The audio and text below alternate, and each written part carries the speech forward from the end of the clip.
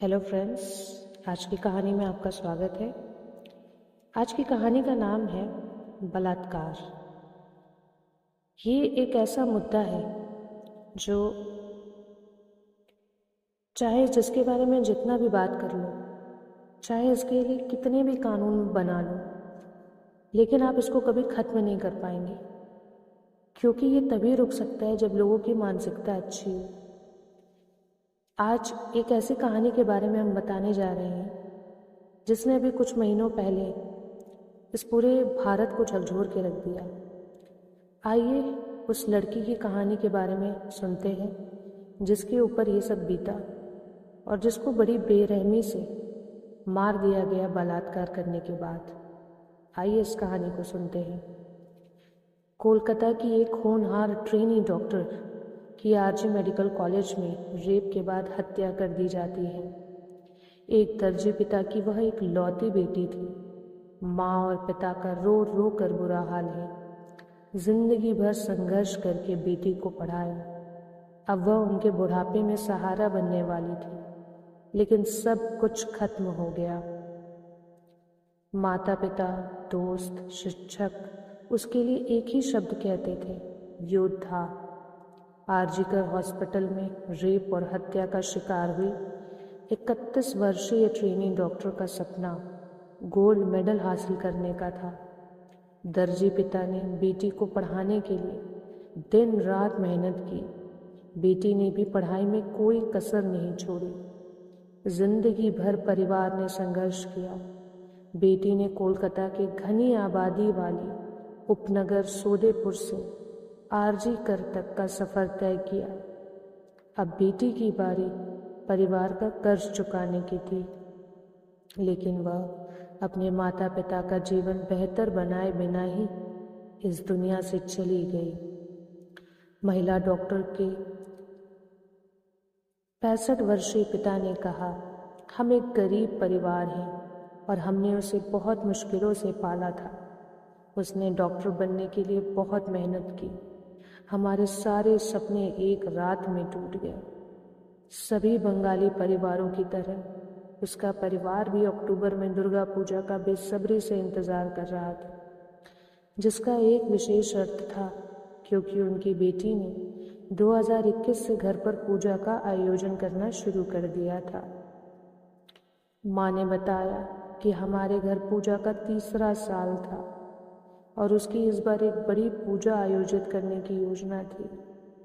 यह एक विशेष अवसर था क्योंकि वह अपनी पीजी की पढ़ाई पूरी कर चुकी थी। उन्होंने कहा कि अब हम चाहते थे कि सभी दोषियों को गिरफ्तारी हो और उन्हें कड़ी से कड़ी सज़ा मिले। सिर्फ यही हमारी बेटी की आत्मा को शांति दे सकता है। परिवार ने बताया कि उसे अच्छे एकेडमिक स्कोर और मृदुभाषी व्यवहार के लिए एक रोल मॉडल के रूप में सब लोग जाना करते थे।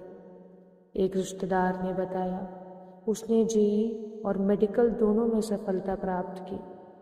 उसने एमबीबीएस चुना और 2 सरकारी मेडिकल कॉलेजों में कोर्स के लिए क्वालिफाई किया। आखिरकार उसने कल्याणी में जेएनएम मेडिकल कॉलेज अस्पताल को चुना। जब उसने पीजी करने का फैसला किया तो उसने 2 मेडिकल कॉलेजों में क्वालिफाई किया और आरजीकर को चुना, क्योंकि उसके सोदेपुर घर से बस से लगभग 1 घंटे की दूरी पर था। वह हमेशा से ही एक बहुत होनहार बच्ची थी।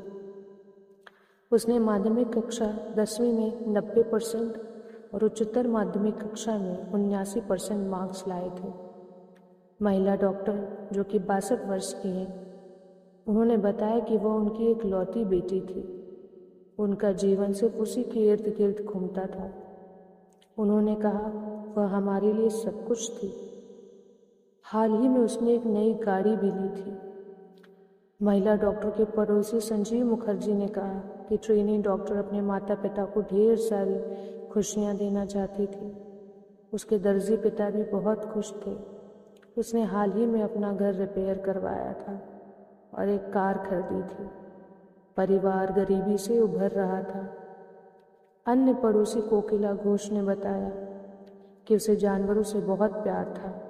वह आवारा जानवरों की देखभाल करती थी और उन्हें खाना खिलाती और बचाती थी।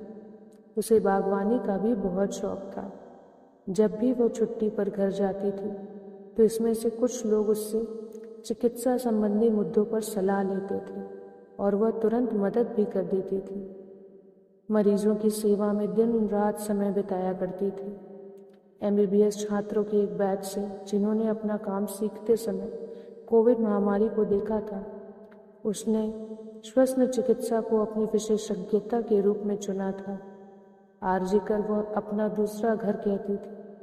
उसने खुद को मरीजों के इलाज में डुबो दिया था।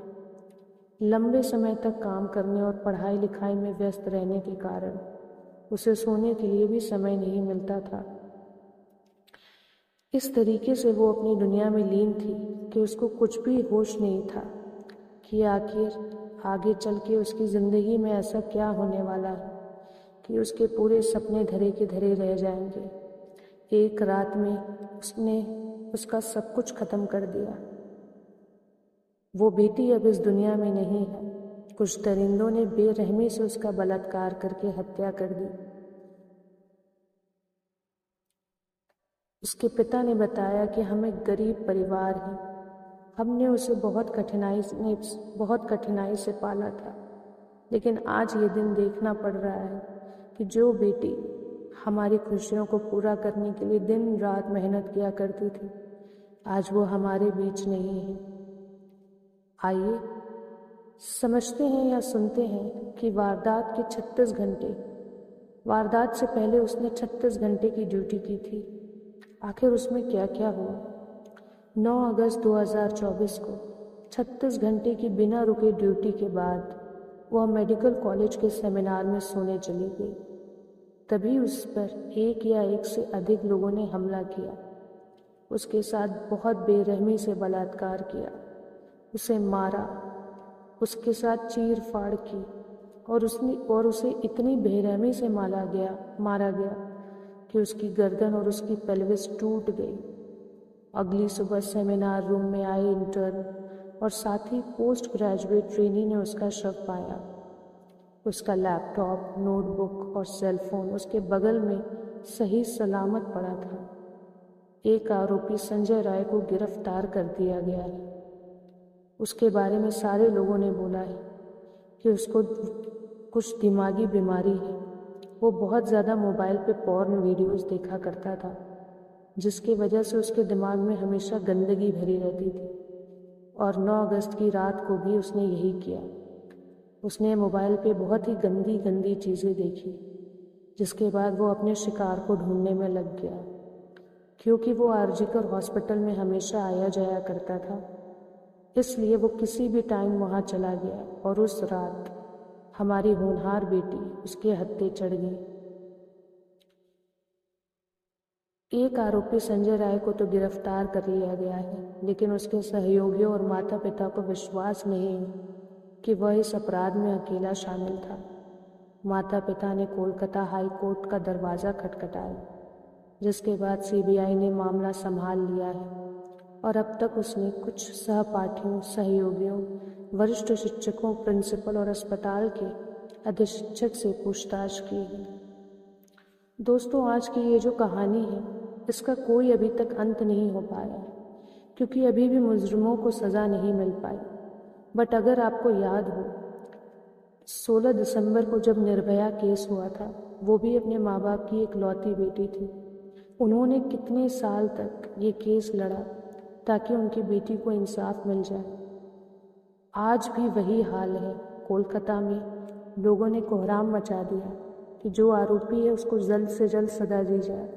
लेकिन जब मामला सीबीआई के पास गया और अच्छे से खोजबीन की गई तो पता चला कि केवल एक नहीं, इसमें कई लोग शामिल हैं, जिन्होंने मिलकर उस दिन बेरहमी से उस बेटी का बलात्कार किया और उसे मरने के लिए छोड़ दिया। आखिर कब तक दोस्तों, कब तक हमारे भारत में ऐसी चीज़ें होती रहेंगी? क्या हम लड़कियां जीना छोड़ दें? क्या लोगों के अंदर इंसानियत ख़त्म हो चुकी है? इस तरीके से दरिंदगी करना क्या ठीक है? दोस्तों, मैं यही कहना चाहूँगी कि भारत में रेप के लिए या बलात्कार के लिए केवल एक ही सज़ा होनी चाहिए, फांसी। जब तक फांसी की सज़ा नहीं होगी, जब तक कानून सख्त नहीं होगा, तब तक लोगों में डर नहीं होगा और इसी तरह बलात्कार के केस होते रहेंगे। पहले लोग बड़े लोगों के साथ करते थे, बट आजकल आप लोग देख रहे होंगे कि बच्चियों तक को लोग नहीं छोड़ रहे हैं। हमारा समाज जा कहाँ रहा है? क्या हम इंसान से ज़्यादा जानवर बनते जा रहे हैं? जितना ज़्यादा हम टेक्नोलॉजी का यूज़ कर रहे हैं, शायद हम उतने ज़्यादा जानवर बनते जा रहे हैं। निर्भया केस हो, चाहे आरजीकर हॉस्पिटल का केस हो, क्यों ऐसा होता है कि आरोपी को सज़ा मिलने में इतना समय, इतना वक्त लगता है? क्या तुरंत उन्हें मारा नहीं जा सकता? उन्हें ख़त्म नहीं किया जा सकता? दोस्तों, ये कहानी सुनाते सुनाते शायद मैं रो पड़ूं, मगर मैं यही चाहती हूँ कि हर एक आदमी, हर एक औरत जो ये कहानी पढ़ रहे हैं, वो इसे गंभीरता से समझें। हमारे छोटे छोटे बच्चे, उनके अंदर ये सीख डालें कि एक दूसरे की इज्जत करें। जो भी हमारे घर में पुरुष हैं, जो भी महिला हैं, सब में एक सीख हो कि हम सब पहले इंसान हैं। एक दूसरे को जानवरों जैसा व्यवहार ना करें, चाहे कितना भी गुस्सा हो, एक दूसरे से बात करें। और अगर किसी पुरुष के मन में ये ख्याल आए कि किसी का बलात्कार करना है, तो पहले ये सोचो कि तुम यहाँ तो बलात्कार कर लोगे, लेकिन तुम्हें सज़ा भी बहुत जल्द मिलेगी।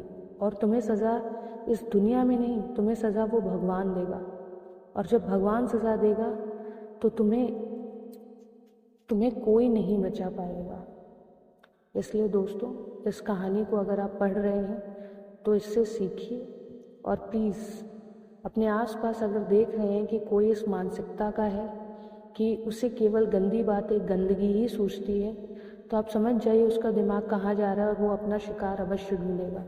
वो एक छोटी बच्ची भी हो सकती है, वो एक औरत भी हो सकती है।